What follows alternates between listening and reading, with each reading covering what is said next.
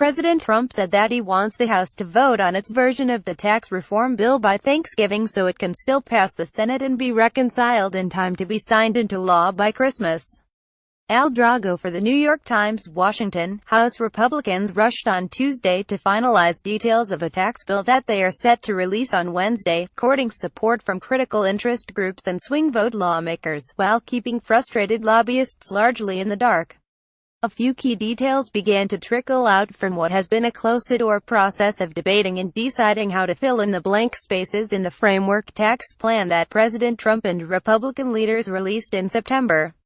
The House bill will include a worldwide minimum tax on multinational corporations' profits, two sources with knowledge of the drafting said, in an effort to prevent companies from shifting money abroad as the United States transitions to a so-called territorial tax system, which would only subject income earned domestically to the American corporate tax rate.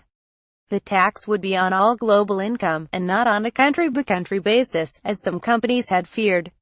Republican leaders also confirmed they will maintain a federal tax deduction for at least some state and local property taxes paid, while eliminating comparable deductions for income and sales taxes. Other issues remained in flux, or unknown outside of a select group of lawmakers and congressional staff.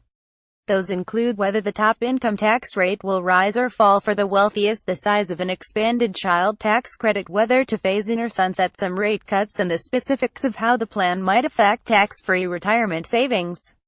Mr. Trump invited nearly 24 leaders of major business groups, including the U.S. Chamber of Commerce, the American Petroleum Institute and the American Farm Bureau Federation, to the White House on Tuesday morning to discuss the bill.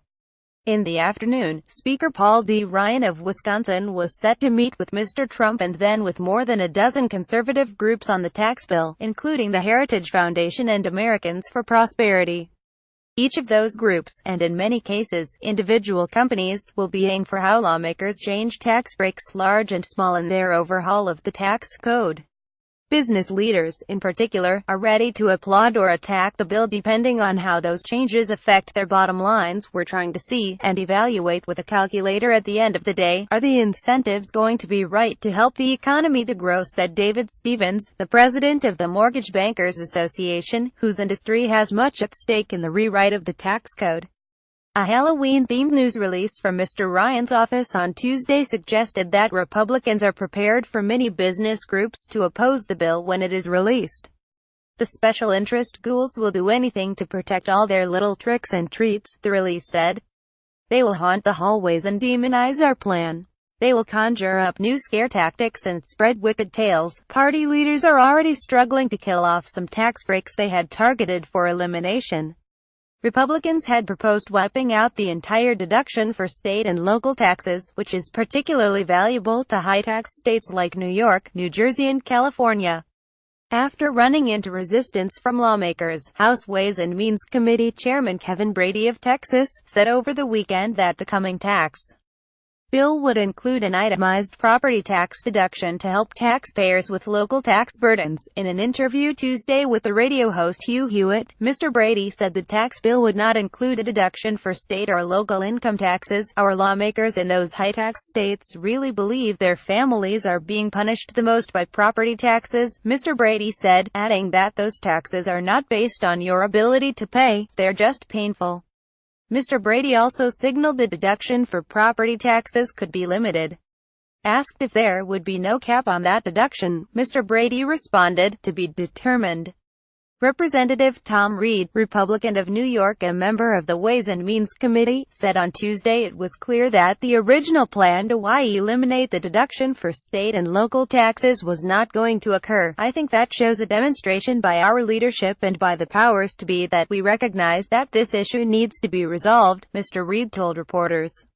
He said that retaining a deduction for property taxes was gaining traction. As we get to the finish line here, we have to provide relief to the people that we represent, because this is real policy that they're suffering under, even though it's imposed by our governors with their high-tax mentality, Mr. Rudd said.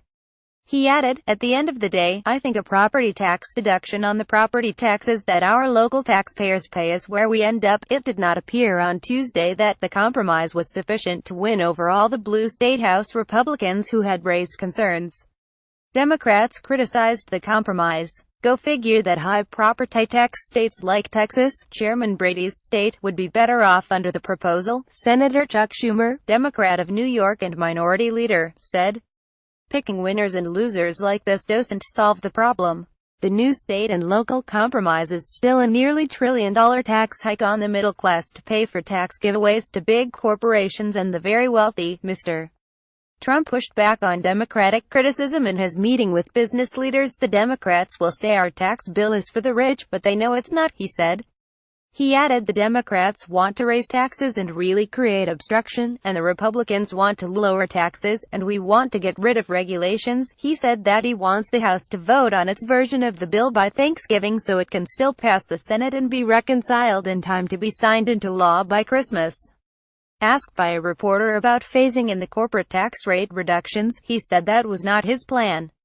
Mr. Trump was joined in the meeting by his Treasury Secretary, Steven Mnuchin, who on Monday stressed to reporters that the administration believes cutting corporate taxes will raise incomes for the middle class. Mr. Mnuchin's remarks came at the conclusion of a trip to Saudi Arabia, Israel, the United Arab Emirates and Qatar to focus on efforts to combat terrorist financing in the region. Despite being far away from Washington, the tax plan was never far from mind. Several foreign officials asked Mr. Mnuchin about the status of the legislation, and the secretary said he was in constant contact with congressional leaders. I've been on the phone multiple times a day, sometimes in the middle of the night, said Mr. Mnuchin, who has decided against traveling with Mr. Trump on his upcoming Asia trip to focus on taxes. We're almost there. Peter Baker contributed reporting.